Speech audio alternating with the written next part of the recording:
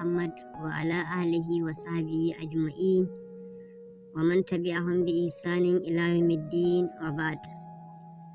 Assalamu alaikum wa rahmatullahi ta'ala wa barakatu.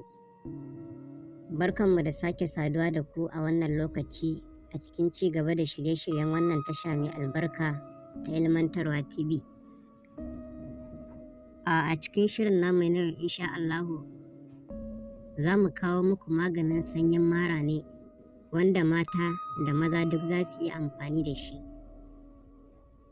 Sanyin mara a yau ya zama gama gari, domin kuwa zai yi wuya ka ga mutum baya fama da shi, mace ko namiji, kasancewar abu ne da ake ɗauka ta wurare masu yawa, kuma a ƙanƙanin lokaci yakan yi wa mutum babbar illa muddin bai yi gaggawar neman magani ba.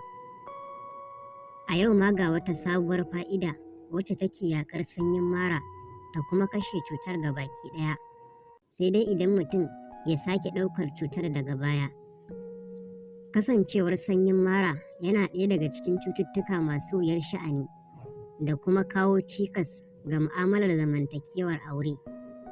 Ya sa mukan yawan kawo muku magani wanda zai magance wannan matsala. A yau ma ga wata fa'ida sai a jarraba. Abubuwan da za ku nema guda 3 ne kacal. Na farko za a samu ganyen gwaiba. Sai kuma na biyu za a samu ganyen magarya. Sai na 3 za a samu ganyen raihan. Kowanne amma busasshe ake da bukata. Idan ma ɗanye aka samu to sai a shanya shi ya bushe. Sai a haɗe su waje guda a dake su zama gari. Sai a ringa ɗiban cokali ɗaya babba a zuba a ruwa. Ruwan kamar kofi 2 haka za a ɗiba a zuba, a tafasa shi sosai. Bayan an sauke, idan ya ɗan huce kaɗan, sai ka raba wannan ruwan kashi 2. Kashi na 1 za a yi amfani da shi da safe, kashi na 2 kuma za a yi amfani da shi da yamma.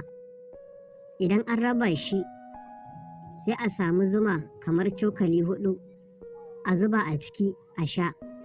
Wannan ɗaya kashin da aka raba shi ma sai a zuba zuma cokali 4 a sha da yamma kafin a kwanta bacci. A yi haka har na tsawon sati 2. Shawara: idan kana da mata, kar ka sha kai kaɗai, ku sha ku biyu. Muddin ka san kana da shi, to ita ma tana da shi, sai ku sha tare. Wallahu a'lam.